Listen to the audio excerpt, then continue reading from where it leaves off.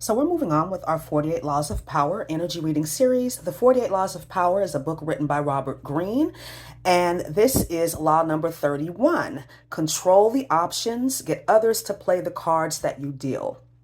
So this law speaks to giving people the illusion that they have a choice, even though their choices are limited to what is in favor of the person offering the choices.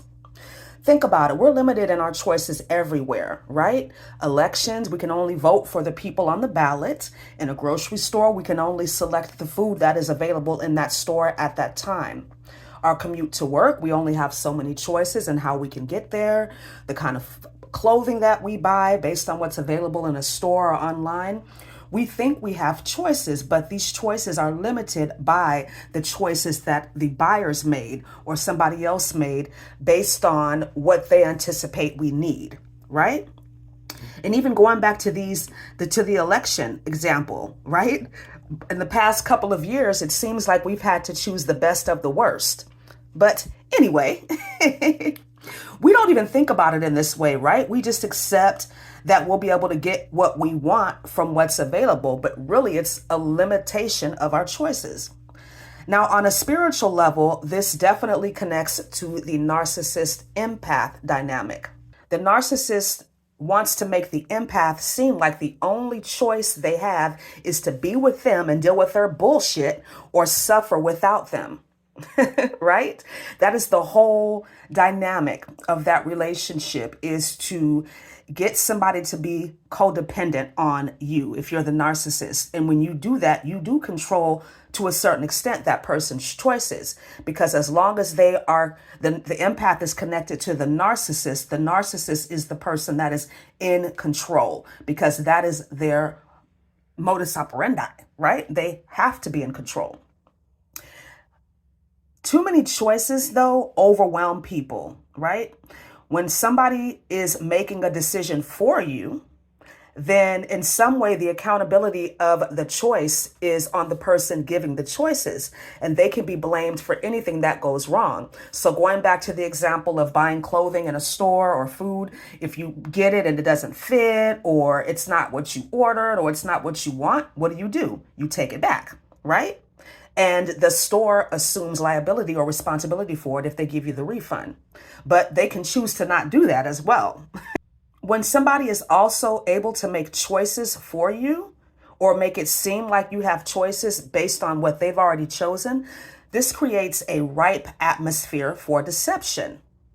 I also feel like this law applies to situations where there need to be choices made for people, right? So on a positive, we have to make choices for our children. We have to limit their choices, right? Because they're not responsible enough, depending on how old they are, to make certain decisions for themselves.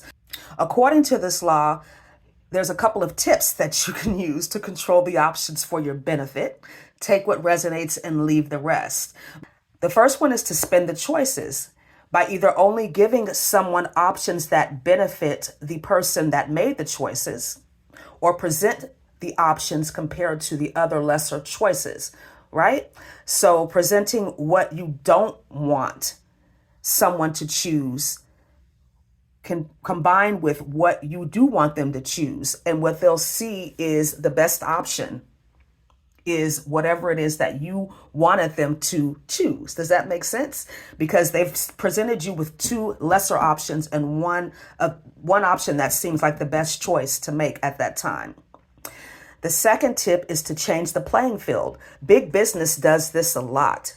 I'm an avid reader. I like to read mafia romances and crime books and things like that. One of the books I'm reading, the mob boss is being exposed by a newspaper.